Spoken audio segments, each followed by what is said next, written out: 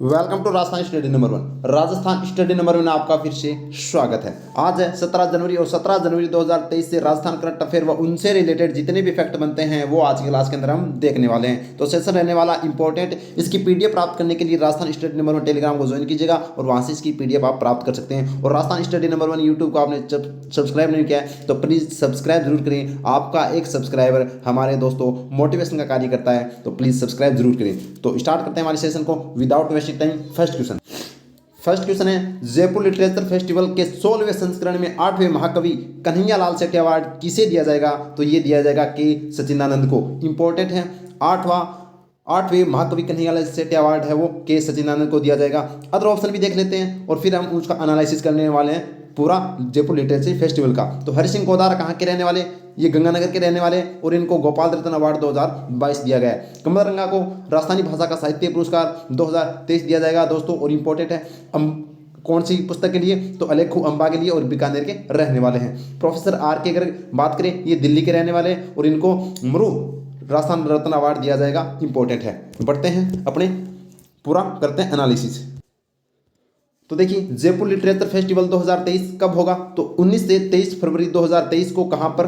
आमेर जयपुर में। इंपॉर्टेंट बात यह है कि आप इसको नोट को देखिए पहले जो मैंने नोट करवाया। जयपुर लिटरेचर फेस्टिवल पहले रोम इटली में प्रस्तावित था, अब ये आमेर में होगा। तो इंपॉर्टेंट बात यह है कि कल भी मैंने जो पढ़ाया था वो रोम इटली पढ़ाया था, लेकिन अब ये कहाँ पर होगा दोस्तों? आमेर के अंदर होगा और पहले ये इटली के अंदर प्रस्तावित था। और कौन सा संस्करण होगा? तो 16वां संस्करण होगा जयपुर लिटरेचर फेस्टिवल का। और 8वें महाकवि कन्हैया लाल सेठिया अवार्ड किसको दिया गया है? तो के सचिदानंद को दिया गया है। तो इसका आयोजन जयपुर में किया जाएगा। तो और किस किस का आयोजन जयपुर में किया जाएगा वो देखिए। तो देखिए, जयपुर इंटरनेशनल फिल्म फेस्टिवल 2023 का आयोजन वो भी जयपुर में होगा। और कब होगा? 1 से 5 फरवरी 2023 को होगा। इंपॉर्टेंट है। जबकि राजस्थान इंटरनेशनल फिल्म फेस्टिवल 2023 की थीम यानी संस्करण कौन सा है? 9वां संस्करण है। और राजस्थान इंटरनेशनल फिल्म फेस्टिवल 2023 की थीम क्या है? Sports in cinema. और कल जो हमने पढ़ा था वो कौन सा था? वो जयपुर इंटरनेशनल फिल्म फेस्टिवल था, जिफ था। ये आपको ध्यान रखना है, ठीक है। और कल जो मैंने करवाया था जयपुर लिटरेचर फेस्टिवल 2023, अब ये इटली के अंदर नहीं होगा, ये अपने राजस्थान के आमेर जयपुर में होगा। ये आपको ध्यान रखना है। और कौन कौन से आयोजन जयपुर के अंदर किए गए वो और देख लेते हैं।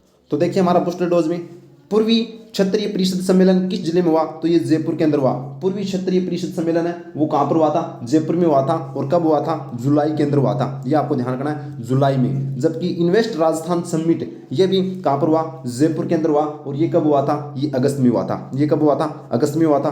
बात करें जियो सम्मेलन 2022 की, तो ये भी कहाँ पर हुआ? जयपुर में। और ये अक्टूबर के अंदर हुआ था, 2022 के अंदर हुए हैं सभी तीनों के तीनों। जबकि 83वें अखिल भारतीय पीठासीन अधिकारी सम्मेलन ये 2023 के अंदर हुआ था, जयपुर के अंदर हुआ, राजस्थान विधानसभा के अंदर। इंपॉर्टेंट है। बढ़ते हैं नेक्स्ट क्वेश्चन की ओर। नेक्स्ट क्वेश्चन है, अगर क्लास आपको अच्छी लग रही है तो प्लीज़ लाइक जरूर कीजिएगा और शेयर कीजिएगा और सब्सक्राइब करना न भूले दोस्तों। अब बात करते हैं नेक्स्ट क्वेश्चन की। तो राजस्थान में पहला ई ऑफिस पुलिस रेंज कार्यालय कौन सा होगा? तो ये बीकानेर पुलिस ऑफिस रेंज है वो ई ऑफिस होने वाला है। इंपॉर्टेंट। और ये राजस्थान का पहला है। तो अब देखते हैं राजस्थान पुलिस से रिलेटेड क्या फैक्ट बनते हैं वो एक साथ।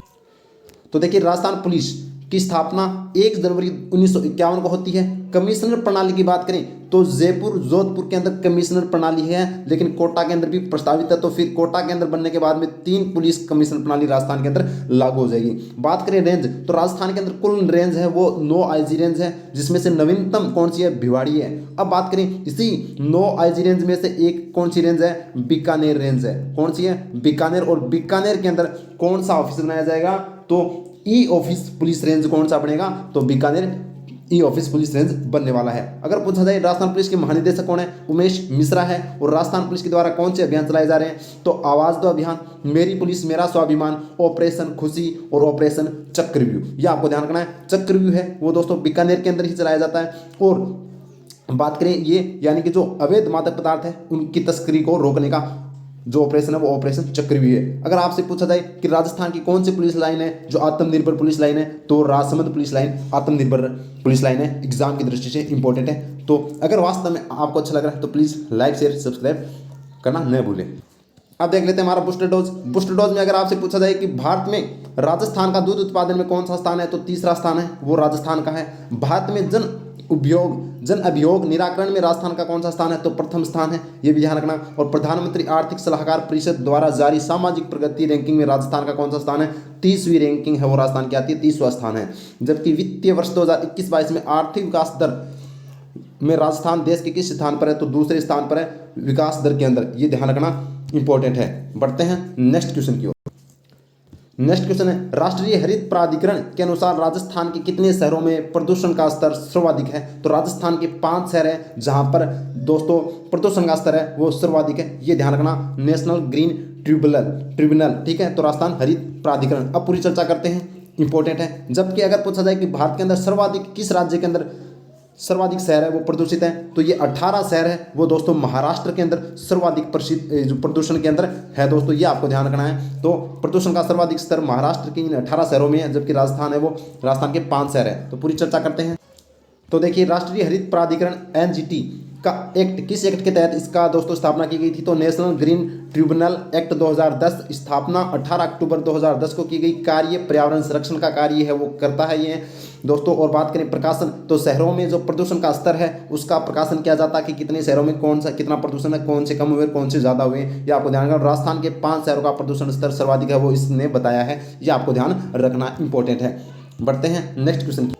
नेक्स्ट क्वेश्चन है, अलवर में हर घर पंचायत अभियान का शुभारंभ किसके द्वारा किया गया है, तो ये दोस्तों टीकाराम जूली के द्वारा किया गया है। अलवर के अंदर हर घर पंचायत अभियान की शुरुआत है वो की गई है, इंपॉर्टेंट है। अब बात करें, ऑप्शन देख लेते हैं। शकुंतला रावत कौन है, तो ये राजस्थान की उद्योग एवं वाणिज्य मंत्री हैं। जबकि अशोक गहलोत राजस्थान के मुख्यमंत्री हैं। और बुलाकी दास कल्ला है वो राजस्थान के शिक्षा मंत्री हैं। अब पूरा एनालिसिस करते हैं हर घर पंचायत अभियान का। देखिए, तो देखिए हर घर पंचायत अभियान की बात करें कब, तो ये 15 जनवरी 2023 से इसकी शुरुआत की गई है। कहाँ पर, तो एक बपुन खर नहीं, ये बपुनसर है, ठीक है, गांव के अंदर अलवर में दोस्तों इसका आयोजन किया गया है। तो सीधी सी बात ये है कि अलवर जिले से है वो हर घर पंचायत अभियान की शुरुआत की गई है। और शुभारंभकर्ता कौन थे, टीकाराम जूली थे, जो सामाजिक और न्याय अधिकारिता मंत्री है, ये आपको ध्यान रखना है। और इफेक्ट की बात ये है कि ऐसा अभियान राजस्थान का प्रथम है जो घर घर जाकर समस्याओं का समाधान करेगा। इंपॉर्टेंट है, एग्जाम की दृष्टि से आपसे पूछा जा सकता है। अब ये अलवर की बात आई है, तो अलवर की 2-4 बातें तो आपको याद होनी चाहिए कि 2022 के अंदर दिव्यांगजन सशक्तिकरण के अंदर अलवर को राष्ट्रपति पुरस्कार से सम्मानित किया गया है। अलवर की बात आई है तो भिवाड़ी एक शहर है जहां पर सबसे प्रदूषित शहर है वो अलवर का भिवाड़ी शहर है, ये आपको ध्यान रखना है। जबकि अपनी कौन सी रेलगाड़ी डेकोर मालगाड़ी की शुरुआत है वो भी अलवर से है वो दोस्तों स्टार्ट हो चुकी है, ये भी आपको ध्यान रखना है। तो अलवर की जो कुछ और क्या क्या फैक्ट आपको जानते हैं करंट से रिलेटेड, वो आप कमेंट सेक्शन में जरूर बताइएगा, कितना आप जानते हैं वो देखते हैं।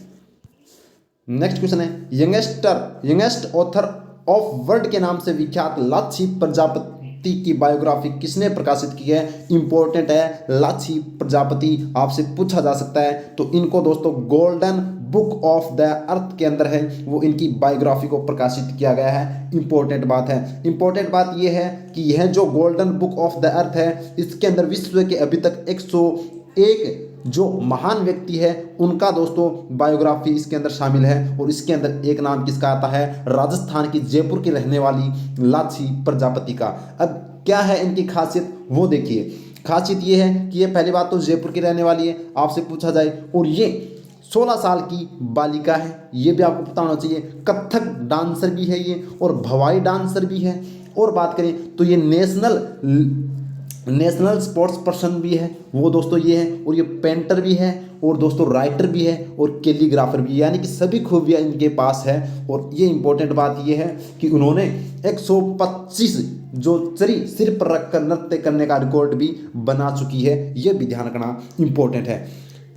तो ये आपको अच्छे से याद रखना। अब अदर देख लेते हैं, portrait artist of the year किसको दिया गया था, तो ये दोस्तों किसको दिया गया था, जो ऋषिका कहाँ की थी, करौली की रहने वाली थी, इनको portrait artist of the year दिया गया था। Influencer world book of record का जो अवार्ड है वो किसे दिया गया था, कृष्णचंद पुरोहित को। किसको, कृष्णचंद पुरोहित को, बीकानेर के रहने वाले और सबसे विश्व की सबसे छोटी पगड़ी बनाने के लिए इनको ये अवार्ड दिया गया था, ये आपको ध्यान रखना है, इंपॉर्टेंट है।